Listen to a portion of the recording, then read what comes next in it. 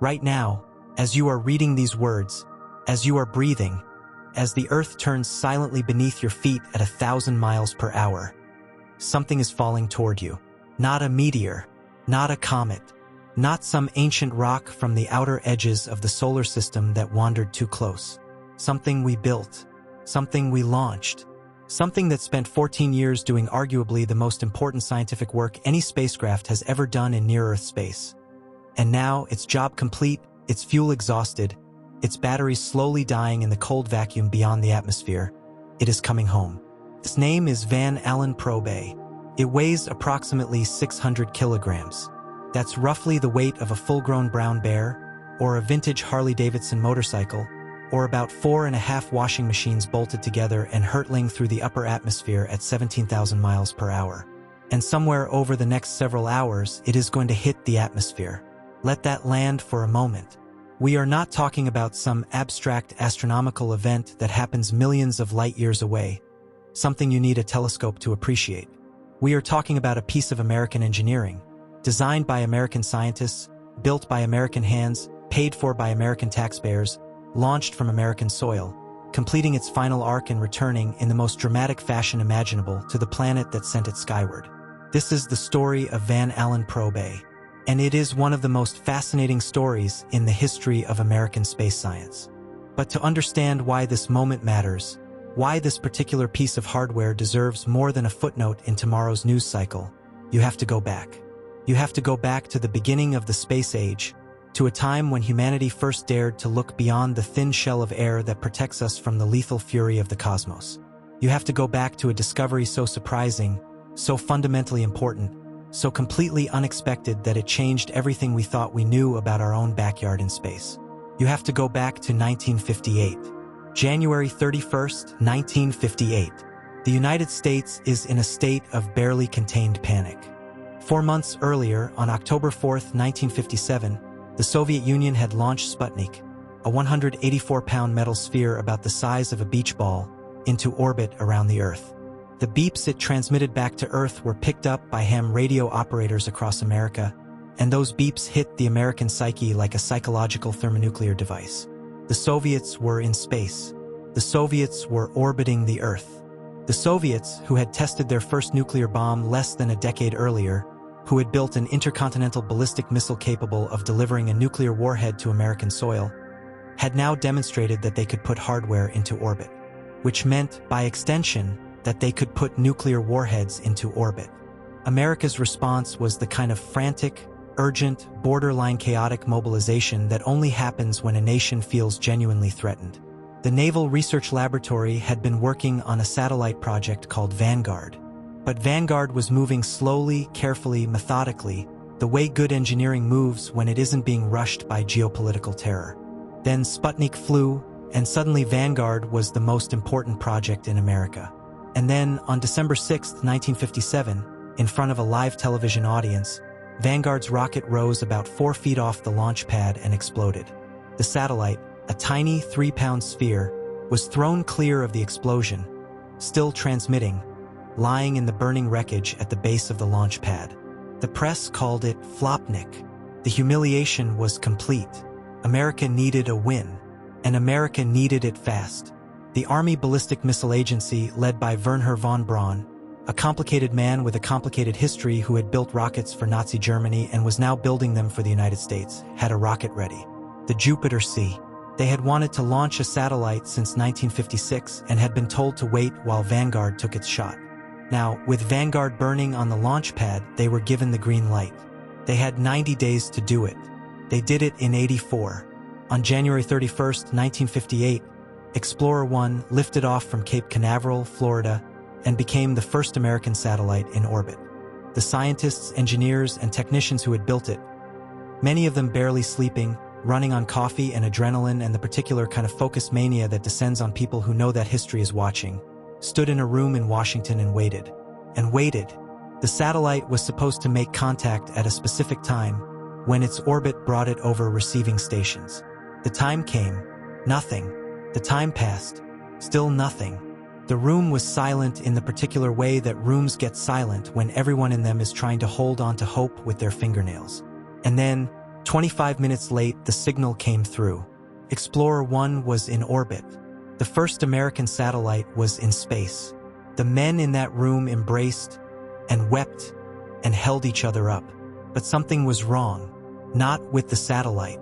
The satellite was fine. The problem was with the data. Explorer 1 carried a Geiger counter, a device designed to measure cosmic radiation. The scientist responsible for that instrument was a man named James Van Allen, a physicist from the University of Iowa who had spent years studying cosmic rays by attaching instruments to high-altitude balloons and rockets. He had been arguing for years that the United States needed to study the radiation environment near Earth from orbit, and he had finally gotten his chance. The Geiger counter worked. It transmitted data back to Earth. But the data was strange. At certain altitudes and certain positions in the orbit, the radiation readings went through the roof. And then, at other points, the Geiger counter went completely silent. Not low readings, 0 readings, as if there was nothing there at all. Van Allen and his team puzzled over this. A Geiger counter doesn't just stop working. If there's nothing there, it reads nothing. But if there's something there, a lot of something, if the radiation intensity is so high that it saturates the detector and overwhelms its ability to count individual particles, the counter goes to 0. The silence wasn't absence. The silence was an overload. Van Allen ran the math. He ran it again. He ran it a third time and then called in his colleagues to run it with fresh eyes. The conclusion was inescapable. Surrounding the Earth, at altitudes ranging from roughly 1,000 kilometers to tens of thousands of kilometers above the surface, there were zones of intense, trapped radiation, belts of high-energy charged particles, electrons and protons, trapped by the Earth's magnetic field, spiraling back and forth from pole to pole, bouncing like cosmic pinballs in a vast invisible cage made of magnetism. No one had predicted this. No one had imagined it. The textbooks did not contain these zones. They did not exist in any theoretical framework that anyone had developed before Explorer 1 flew. They were real. They were massive. They were everywhere in a cosmic sense. And they were entirely unknown until a physicist from Iowa, working with a satellite that almost didn't get launched, discovered them by accident. We named them after him, the Van Allen radiation belts. The Van Allen radiation belts are, by any measure, one of the most extraordinary features of our immediate cosmic neighborhood, and one of the least appreciated. Ask the average person what lies between the surface of the Earth and the Moon, and they will probably say space. Just space. Empty, dark, cold space. They're not entirely wrong, but they're missing something crucial. What actually lies between you and the Moon is a seething, dynamic, constantly shifting environment of charged particles and magnetic fields that is as complex and as violent, in its own way, as anything you'll find anywhere else in the solar system. It is a place where electrons travel at close to the speed of light, where protons carry enough energy to penetrate the walls of a spacecraft, where the radiation levels in the heart of the belts are high enough to kill an unshielded human being in a matter of minutes and damage sophisticated electronics in hours. It is, in the very technical language of space science, a seriously hostile place. And yet it's right here. It's not around Jupiter or Saturn. It's not in some distant region of the galaxy.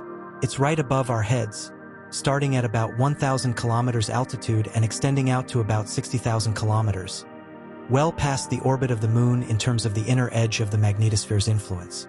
The inner Van Allen belt is the more stable of the two. It sits roughly between 1,000 and 5,000 kilometers above the surface and is dominated by high-energy protons, the bare nuclei of hydrogen atoms, stripped of their electrons, moving at tremendous speed. These protons get there primarily through a process called cosmic ray albedo neutron decay, or CRAND, which is one of those phrases that sounds made up but is very real and very physics. Cosmic rays hit the upper atmosphere, produce neutrons, those neutrons decay into protons, and some of those protons get trapped in the magnetic field. It's a slow, steady process that has been building up the inner belt for as long as the Earth has had a magnetic field. The outer belt is different. It's larger, it extends from about 12,000 to 60,000 kilometers, and it is dominated by electrons, the fast, light, negatively charged particles that are the opposite number to protons. The outer belt is far more dynamic than the inner one. It changes dramatically in response to solar activity. During a strong solar storm, the outer belt can swell and intensify dramatically, flooding the region with high-energy electrons that can charge up spacecraft, damage solar panels, and destroy electronics. During quiet periods, it can shrink and become relatively benign. And between the two belts, there is a gap, a slot region, relatively free of intense radiation, where the two belts don't quite overlap. This slot region is maintained by electromagnetic waves in the atmosphere that continuously scatter electrons back into the atmosphere before they can build up. Or so scientists thought before the Van Allen probes showed them just how wrong they were. James Van Allen's discovery in 1958 set off decades of research. Dozens of spacecraft were sent to study the belts. Data accumulated. Models were built. By the late 1990s and early 2000s, scientists believed they had a reasonably good understanding of how the Van Allen belts worked. They had an outline. They had a rough sketch. But they were missing enormous pieces of the picture, and some of what they thought they knew turned out to be wrong. The problem was instrumentation. The satellites that had studied the Van Allen belts over the decades were, by the standards of modern space science, relatively crude instruments. They could detect the presence of radiation. They could measure general energy levels. But they couldn't see the fine structure of what was happening. Couldn't watch individual populations of particles as they moved and bounced and were energized and were lost. Couldn't measure the electric and magnetic fields with the precision needed to understand the wave-particle interactions that drive the belt's behavior. Couldn't watch the belts respond to a solar storm in real time with enough detail to actually understand the mechanisms at work. It was like trying to understand the human circulatory system using only a stethoscope. You can hear that something is happening. You can get a rough sense of rate and rhythm, but you can't see the blood cells, can't watch the valves open and close, can't understand the biochemistry of what's flowing through those vessels. To really understand the Van Allen belts, you needed better instruments. You needed instruments that could measure the energy spectrum of trapped particles with high resolution, that could detect the plasma waves that interact with those particles and either accelerate them or cause them to fall into the atmosphere, that could measure the electric and magnetic fields with exquisite precision, that could capture the detailed structure of the radiation environment as the spacecraft moved through it. And you needed to do all of this not from a single spacecraft but from two spacecraft flying together, so you could distinguish between changes that were happening in time from changes that were happening in space, because those are two completely different things, and you can't tell them apart from a single point of measurement. This was the scientific case for what eventually became the Van Allen probe's mission. And it was a compelling case, so compelling that NASA approved it, funded it, and sent it through the long, complicated, expensive, demanding process of turning a scientific vision into a working spacecraft. The mission that would become the Van Allen probes was originally conceived in the early 2000s under the name RBSP, Radiation Belt Storm Probes. The name was accurate but unglamorous, the kind of label that makes perfect sense to a scientist and means absolutely nothing to anyone else. When the spacecraft were finally ready to launch in 2012, NASA renamed the mission the Van Allen probes, a fitting tribute to the man whose accidental discovery had defined the scientific question they were trying to answer. The two spacecraft, Van Allen Probe A and Van Allen Probe B, were built by the Johns Hopkins University Applied Physics Laboratory, or APL, in Laurel, Maryland. APL has a long history of building spacecraft for NASA and the Department of Defense, and they brought that experience to bear on a mission that presented some genuinely difficult engineering challenges. The most fundamental challenge was the radiation environment itself. You want to build spacecraft to study the Van Allen belts.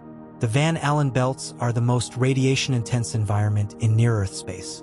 To build spacecraft that can survive in the Van Allen belts long enough to study them, you have to protect them from the very radiation they're going to spend their lives measuring. This is not a trivial problem. High-energy electrons can penetrate spacecraft walls and build up charge on insulating surfaces, then discharge suddenly in what's called an electrostatic discharge event, essentially a miniature lightning bolt inside your spacecraft.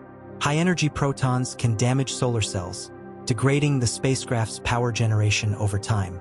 Both electrons and protons can scramble the memory in electronic components, causing what are called single-event upsets, random bit flips that can corrupt data or cause computers to execute incorrect instructions.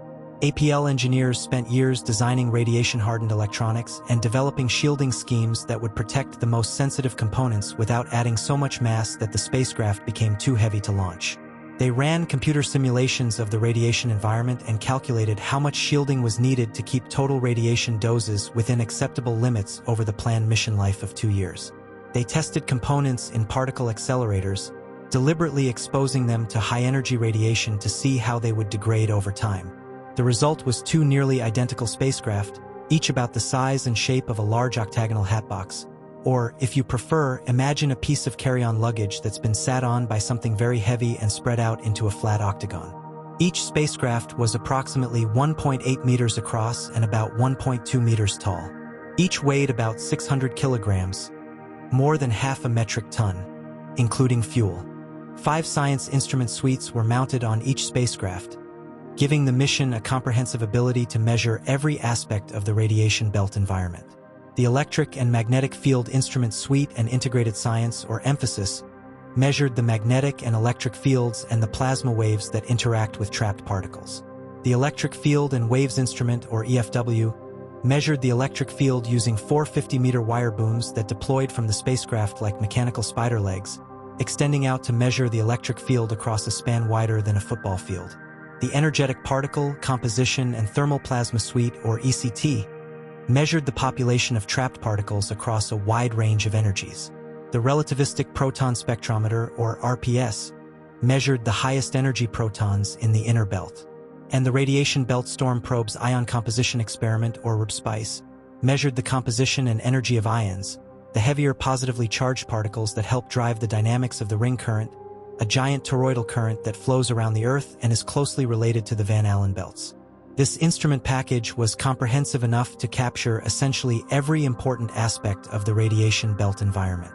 The 2 spacecraft would fly in slightly different orbits, so they would sample different parts of the belt at the same time, allowing scientists to separate spatial from temporal variations. Over the course of the mission, the orbits would process slowly rotate so that the spacecraft would gradually sample every local time at every altitude, building up a complete 3-dimensional picture of the belt environment. It was an elegant scientific design. It was also, practically speaking, a monumental engineering achievement. August 30th, 2012. The Atlas V rocket stands on its launch pad at Cape Canaveral Air Force Station, its white body gleaming in the Florida humidity, the Van Allen probes nestled inside its payload fairing. It is 4:05 in the morning, local time, and the beach near the launch site is lined with people who have come to watch, space enthusiasts, families of mission team members, photographers with enormous telephoto lenses pointed at the distant flame of the rocket's engines. The countdown reaches 0. The Atlas V ignites. Its main engine and solid rocket boosters produce approximately 1.7 million pounds of thrust, and the rocket lifts off in a pillar of fire and smoke that lights up the pre-dawn darkness like a second sunrise. Spectators on the beach shield their eyes and feel the rumble in their chests. The rocket accelerates through the thick lower atmosphere, climbing, tilting, beginning its arc over the Atlantic. About 4 minutes after launch, the payload fairing, the aerodynamic nose cone that protects the spacecraft during ascent through the atmosphere, separates and falls away. Above the densest part of the atmosphere, the spacecraft no longer need protection from the wind. They are exposed to space for the first time. The Centaur upper stage fires, boosting the stack into an intermediate parking orbit. It fires again, pushing toward the final target orbit, a highly elliptical path that takes the spacecraft from a perigee of about 600 kilometers altitude at its closest point to Earth all the way out to 30,600 kilometers at its farthest point. This orbit is designed to take the spacecraft through the heart of both Van Allen belts on every pass. In and out, up and down, sweeping through the radiation environment twice on every single orbit, which takes about 9 hours to complete. The spacecraft separate from the Centaur, first Probe B and then Probe A. They extend their wire booms and antennas. They power up their instruments. They begin talking to the ground. They are in the Van Allen belts. They are measuring. The mission has begun. The science that came back over the following years was nothing short of extraordinary. Let's start with what might be the single most dramatic discovery the Van Allen probes made: the existence of a third radiation belt. For 54 years after Van Allen's original discovery, Scientists had understood that there were two Van Allen belts, the inner belt and the outer belt, with a relatively empty slot region between them. This was textbook knowledge. It was in every space physics textbook. It was the foundational understanding of the near-Earth radiation environment. It was wrong, or rather, it was incomplete. In September 2012, just weeks after the Van Allen probes launched, a powerful solar storm hit the Earth. Solar storms, also called geomagnetic storms, happen when the sun ejects a massive cloud of magnetized plasma called a coronal mass ejection, or CME, and that CME hits the Earth's magnetosphere. When a big CME arrives, it can compress and distort the magnetosphere, dramatically intensifying the Van Allen belts and sometimes injecting new particles into them. Scientists had seen this happen before.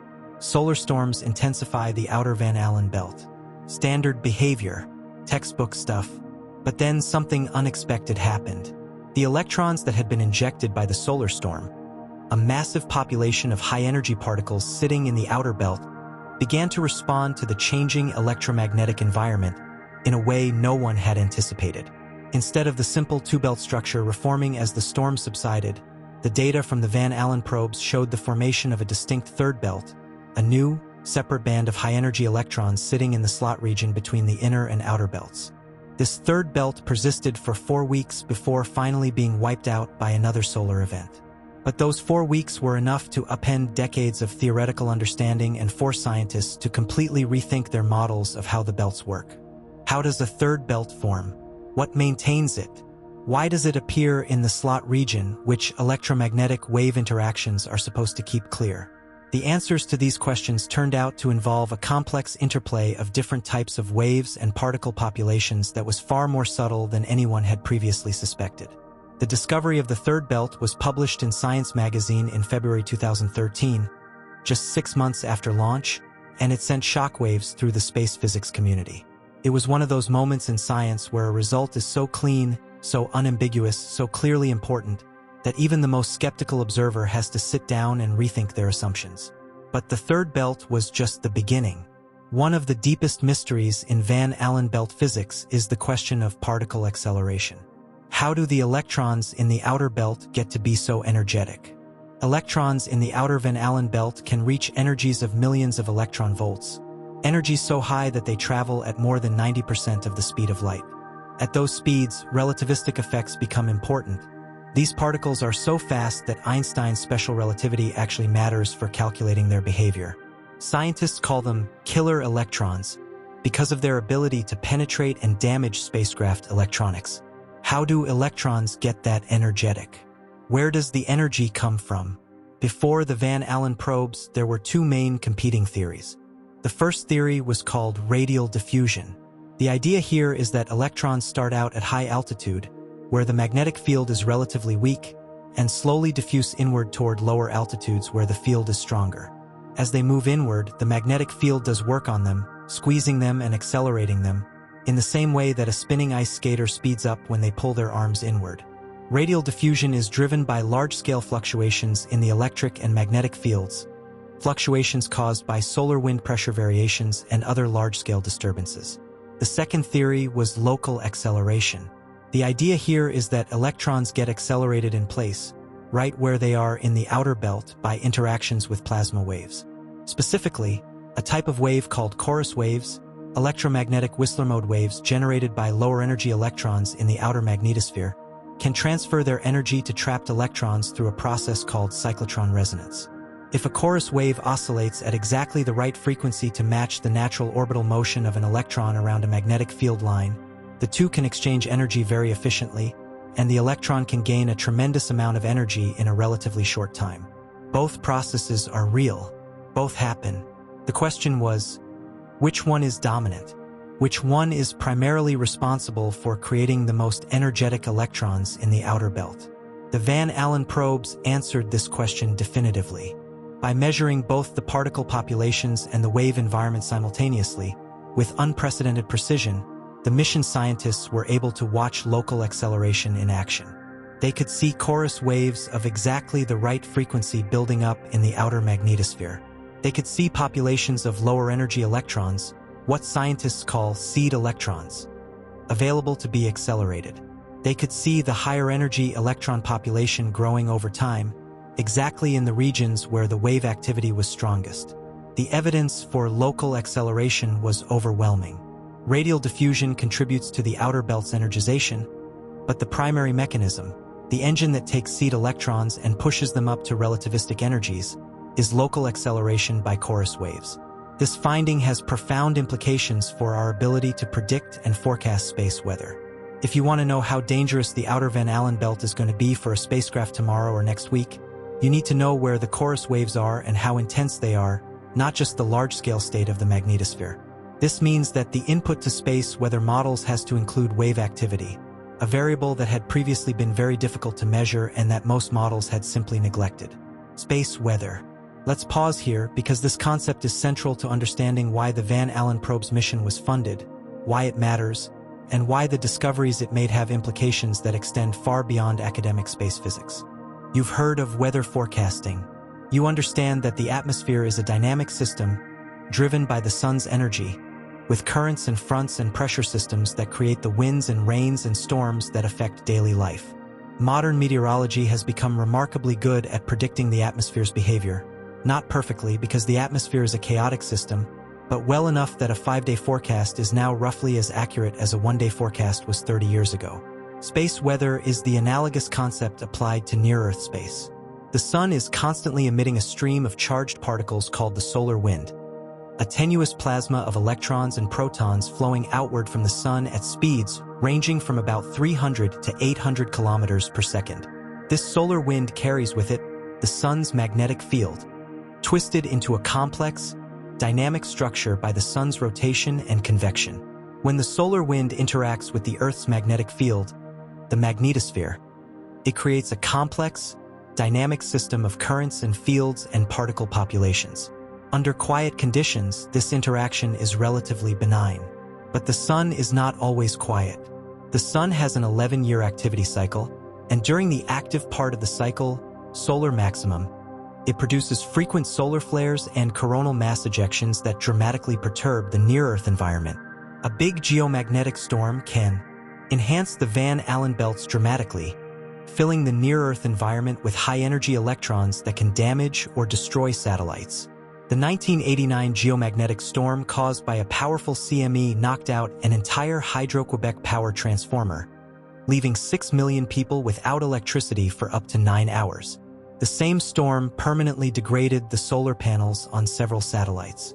A particularly powerful electron enhancement event in 2003, during the Halloween storms, damaged or destroyed at least 2 commercial satellites and caused the loss of approximately $450 million in spacecraft hardware. Some estimates put the damage across multiple spacecraft at over $1 billion.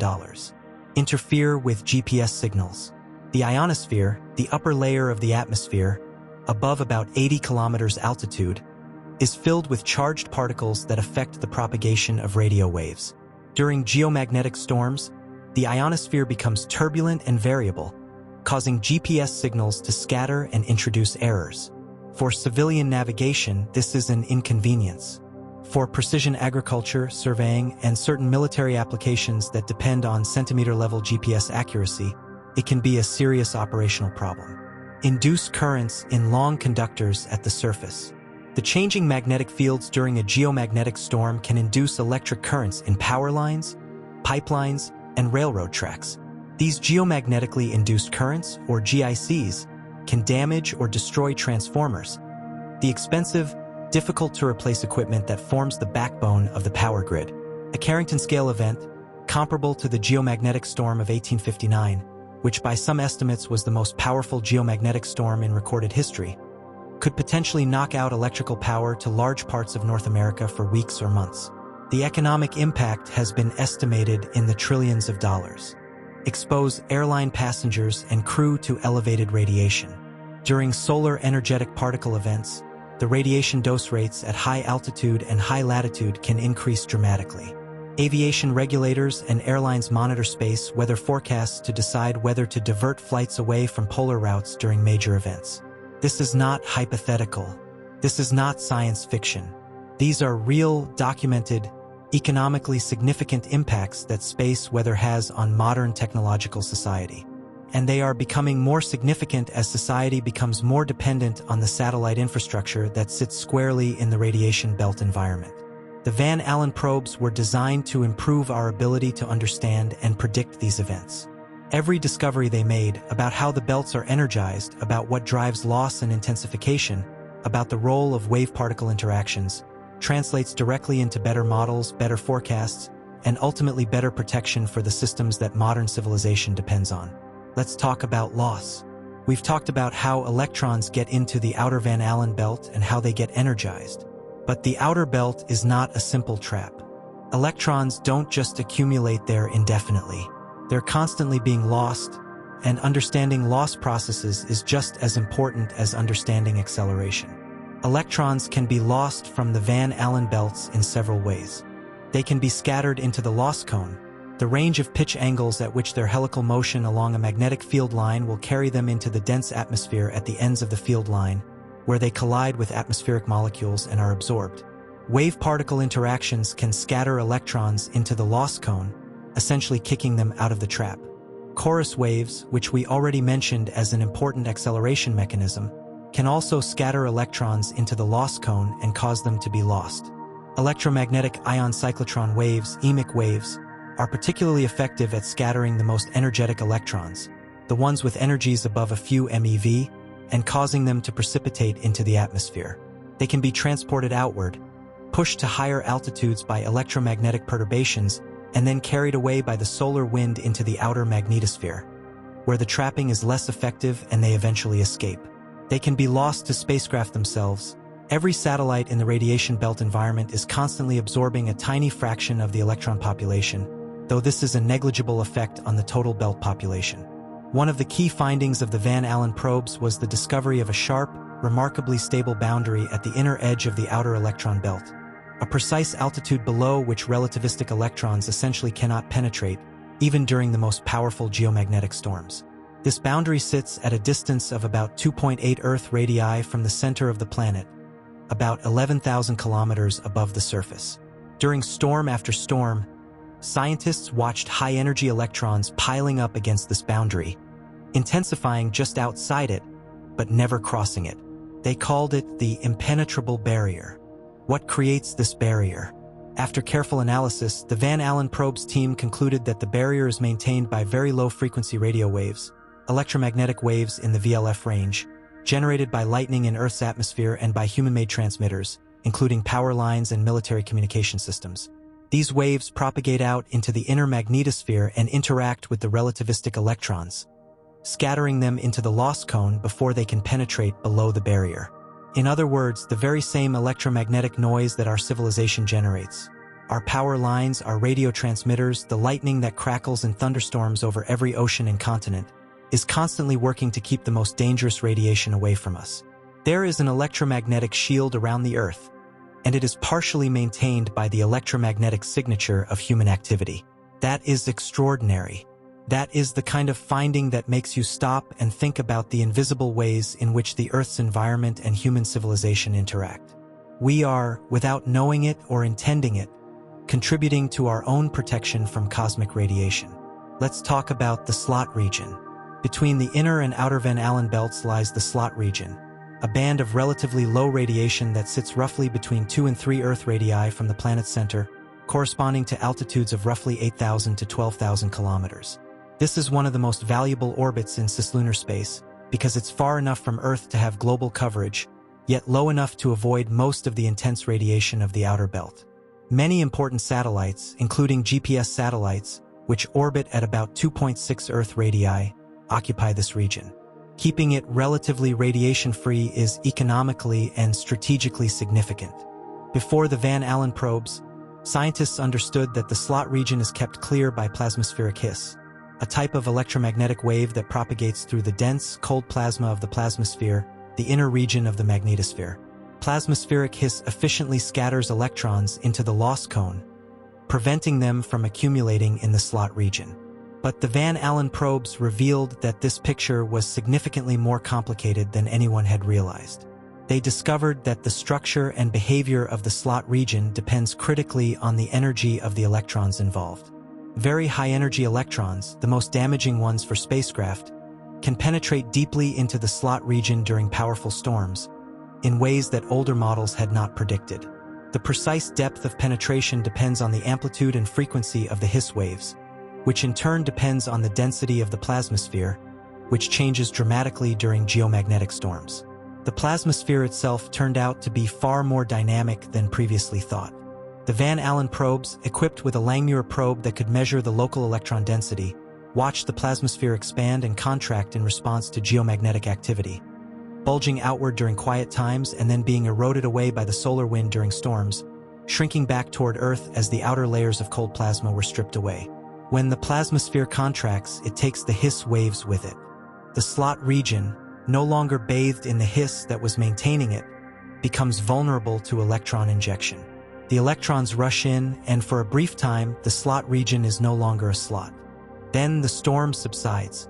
The plasmasphere begins to refill, slowly rebuilding from the warm plasma that drifts up from the ionosphere. The His returns. And gradually, over days to weeks, the electrons that had invaded the slot region are scattered back into the atmosphere, and the slot is restored. This dynamical picture, the slot region as something that is continuously maintained by wave activity, constantly under assault during storms, capable of briefly disappearing and then slowly reforming, is dramatically richer than what scientists believed before the Van Allen probes flew. Now I want to tell you about ring currents, because the ring current is one of the most important features of the near-Earth space environment and one of the features that the Van Allen probes helped illuminate most powerfully. The ring current is a vast donut-shaped current of charged particles flowing westward around the Earth at distances of roughly 2 to 9 Earth radii from the center of the planet. It flows primarily through the motion of ions, protons, and heavier ions like oxygen and helium, trapped in the inner magnetosphere and drifting around the Earth under the combined influence of the magnetic field's gradient and curvature. The ring current is important for several reasons. First, it produces its own magnetic field. Like any electric current, the ring current is surrounded by a magnetic field, and this field is oriented to partially oppose the Earth's own magnetic field at the surface. When the ring current intensifies during a geomagnetic storm, the magnetic field at the surface of the Earth decreases measurably. This decrease is what the DST index, the Disturbance Storm Time Index, measures, and it's the primary metric that scientists use to quantify the severity of geomagnetic storms. A very severe storm might produce a DST decrease of -300 nanotesla or more, a measurable weakening of the Earth's magnetic field over the entire planet. Second, the ring current carries a lot of energy. The total energy stored in the ring current during a major geomagnetic storm can reach 10 to the power of 16 joules, roughly equivalent to a few years' worth of global electrical power consumption, concentrated in a plasma structure the size of a small planet. Third, the ring current interacts with the Van Allen belts in complex ways. Energetic neutral atoms, particles that result when ring current ions exchange charge with cold neutral hydrogen atoms in the upper atmosphere, carry information about the ring current's composition and energy that can be detected from a distance. Wave modes generated by the ring current can interact with radiation belt electrons and affect their behavior.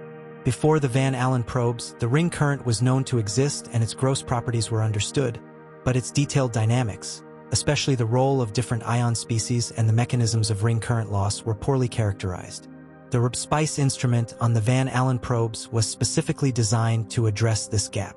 It measured the flux and composition of ions across a wide energy range, from thermal energies up to several hundred keV. Over the course of the mission, it built up a detailed picture of how the ring current is injected, how it evolves during storms, and how different ion species contribute to the total current. One of the key findings from RBSPICE was the importance of oxygen ions in the ring current. During major geomagnetic storms, the ring current is dominated not by protons but by oxygen ions, atoms from the Earth's upper atmosphere that have been stripped of their electrons and injected into the magnetosphere during intense storms. This means that the ring current is not just a feature of the solar wind interaction with the magnetosphere but is fed, in part, by the Earth's own atmosphere. The Earth, it turns out, is not a passive recipient of the solar wind's energy during geomagnetic storms. It is an active contributor, feeding its own atmosphere into the ring current and reshaping the near-Earth environment in response to solar activity. I want to take a step back and ask a question that might seem simple but actually leads somewhere profound. Why does the Earth have a magnetic field at all?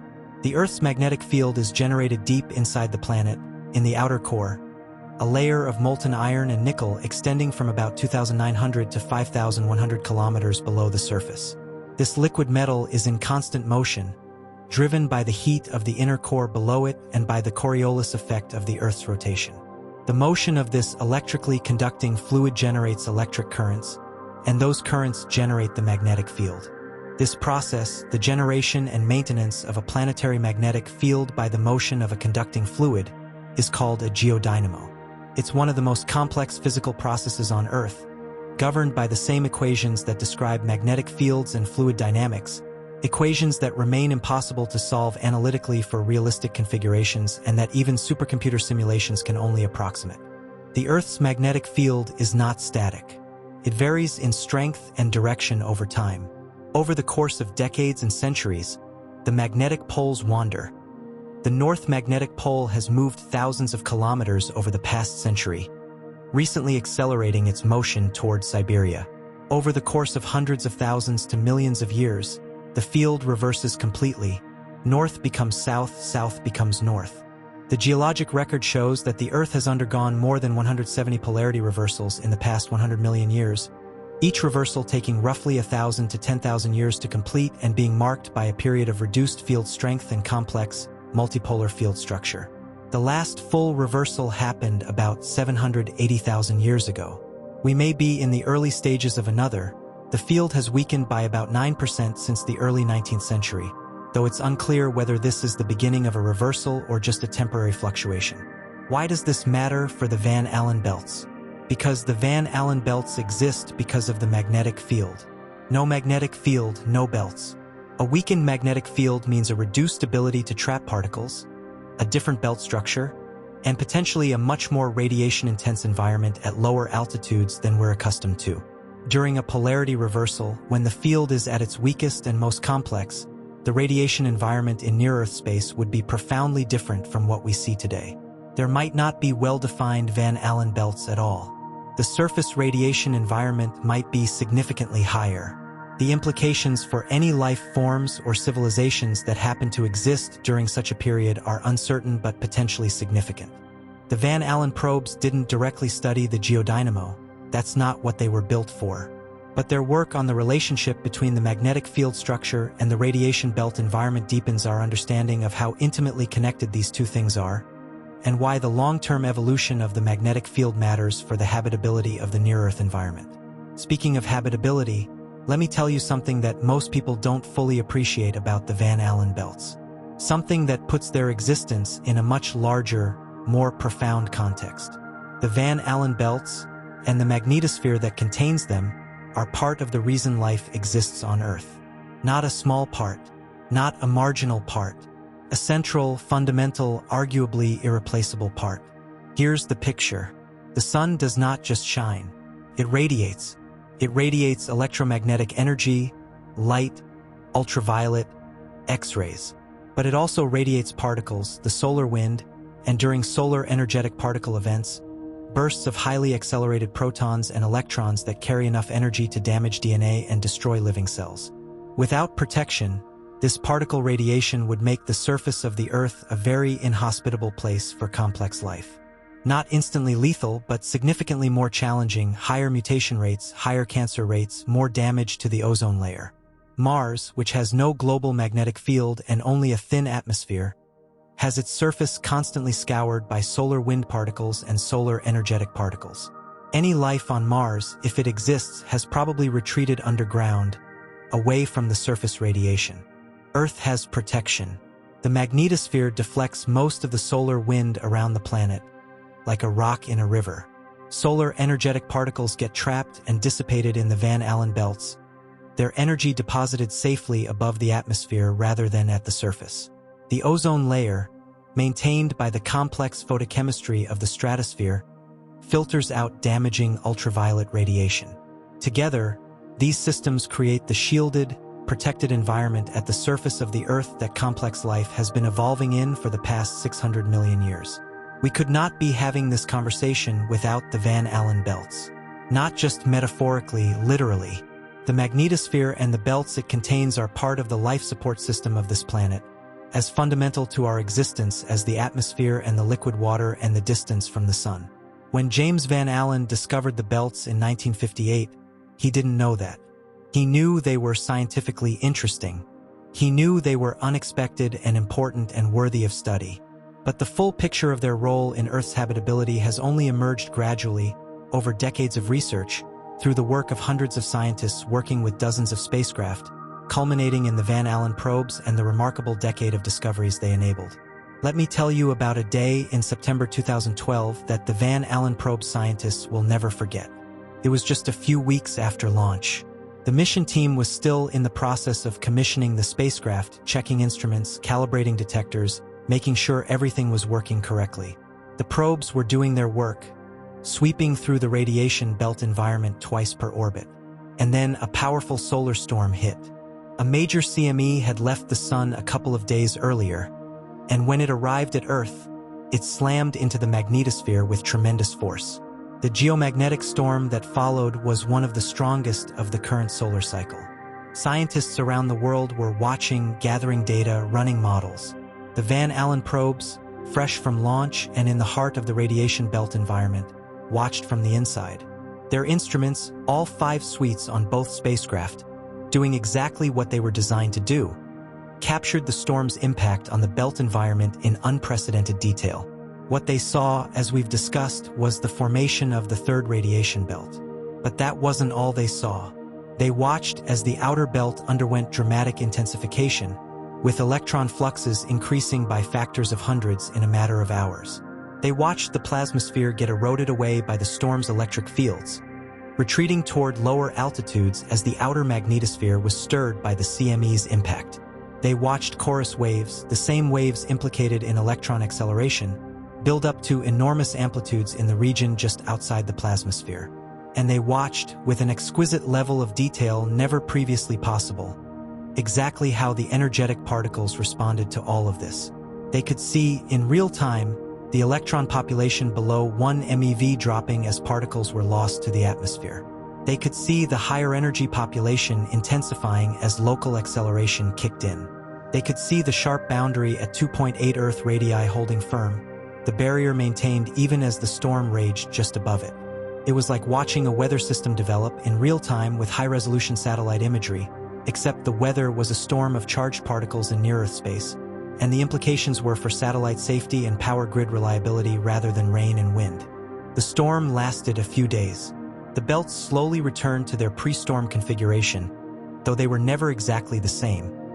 Every storm leaves the belt environment subtly altered, like a landscape changed by a flood. The data from that event alone kept the mission scientists busy for years. Dozens of papers were published analyzing different aspects of the storm's impact on the radiation environment. Models were revised. New theoretical frameworks were developed and tested. And this was just the first storm. Over the following decade, the Van Allen probes would see many more. I want to talk about plasmaspheric hiss in more depth, because it plays a central role in the dynamics of the inner magnetosphere and because the Van Allen probe's discoveries about it changed our fundamental picture of how the radiation belts maintain themselves. Plasmaspheric hiss is a type of electromagnetic wave, technically a Whistler mode wave, that propagates through the cold, dense plasma of the plasmasphere. If you could somehow convert it to an audio signal, it would sound like the noise between stations on an old AM radio receiver, a broadband hiss covering a wide range of frequencies with no obvious periodicity or structure. Before the Van Allen probes, scientists believed that plasmaspheric hiss was generated inside the plasmasphere itself by processes similar to those that generate chorus waves, essentially instabilities in the electron distribution that cause the plasma to spontaneously radiate electromagnetic waves. The Van Allen probes revealed something more interesting. A significant portion of plasmaspheric hiss is actually generated outside the plasmasphere as chorus waves and then propagates inward. When chorus waves hit the plasmapause, the sharp outer boundary of the plasmasphere, they can be refracted inward, entering the cold plasma and being transformed into plasmaspheric hiss by a process that involves the change in wave properties as the wave moves into a denser, colder plasma. This means that chorus waves serve a dual role. Outside the plasmasphere, they accelerate electrons to relativistic energies, creating the most dangerous particles in the outer belt. Inside the plasmasphere, they transform into His waves that scatter electrons into the atmosphere, maintaining the slot region and the inner edge of the outer belt. The same original wave generation process has radically different consequences depending on whether it happens inside or outside the plasmasphere. This connection between chorus and hiss, discovered through the simultaneous measurement of both wave types by the Van Allen probe's instruments, resolved a decades-old debate about the origin of plasmaspheric hiss and provided a unified picture of how electromagnetic waves shape the radiation belt environment.